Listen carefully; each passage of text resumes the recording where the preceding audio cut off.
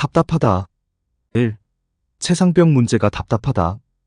홍수로 인해 강물에 휩쓸린 행불자를 수색하는 과정에서 발생한 일이다. 그 채상병은 국가유공자 대우를 받고 국민묘지에 묻혔다. 가족들 역시 만족해한 것으로 알고 있다. 그러나 민주당은 이 사건을 정치적 문제로 확산하고 있다. 해병대 지휘관뿐만 아니라 국방부 장관까지 죄인 취급을 하고 있다. 해병대는 대한민국 최강의 군인들이다.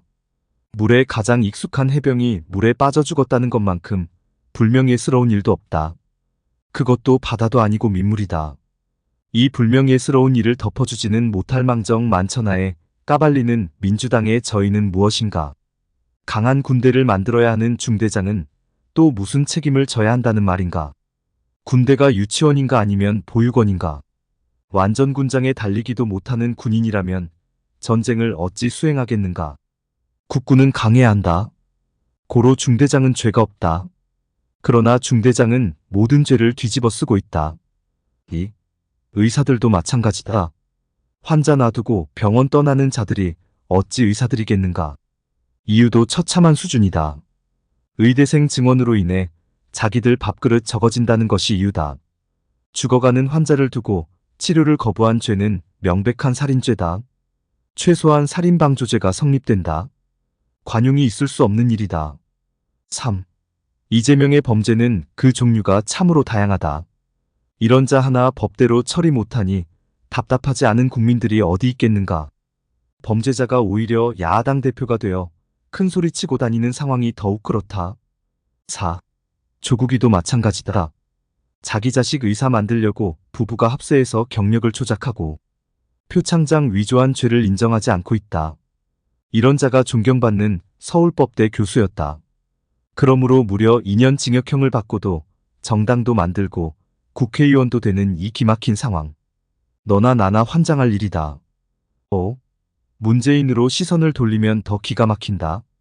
김정숙 씨가 국정원 비자금으로 옷 사입고 다닌 것은 세상이 다 아는 비리 중 하나다. 타지마할 구경 간다고 대통령 전용기 몰고 간 추태도 있다. 그게 드러났음에도 왜 정부 차원에서 따지고 조사하지 못하는가?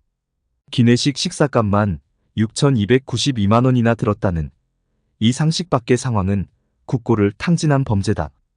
나랏빛 천조를 만들어 놓고 자기들은 나랏돈으로 옷 사입고 관광 다녔다는 전설 같은 이야기다. 6. 이재명의 아내 김혜경이는 공무원의 법인카드를 사적으로 사용한 범죄는 남편 지시 없이는 불가능한 범죄다. 그러나 5천만 원이나 썼다는 법인카드 문제가 벌써 3년을 지난다. 반성은커녕 오히려 희죽거리며 다닌다. 7. 문재인이 김정은에게 건넸다는 USBN 3급 국가기밀이 담겼다고 판단한 것은 법원이다. 법원은 국가기밀이기에 그래서 공개하면 안 된다고 하였다. 김정은은 알고 있는 기밀을 왜 국민들은 몰라야 하는 것인가? 8. 문재인이 원자력에 반대한 이유가 궁금하다. 문재인은 원자력 발전소 중에서 고리원자력 발전소를 주된 공격 대상으로 삼았다. 고리발전소는 유일하게 플루토늄을 추출할 수 있는 중수로를 운영하고 있다. 그러므로 문재인은 대한민국이 핵을 개발 못하게 원천 봉쇄를 시도한 것이다. 대한민국 핵무장은 막고 북한 핵을 지원하기 위해 USB에 담아준 핵 관련 기술. 그리고 그동안 북한은 핵을 실어나를 ICBM까지 완성하고 있었다. 세상이 다 아는 문재인의 간첩행위이다. 그럼에도 조사조차 못하고 있다. 9. 노무현은 한 해에 쌀 40만 톤씩 북으로 보냈다. 5년 통치기간 공개적으로 보낸 것만 200만 톤이다. 국민들이 항의하자 빌려주었다고 하였다.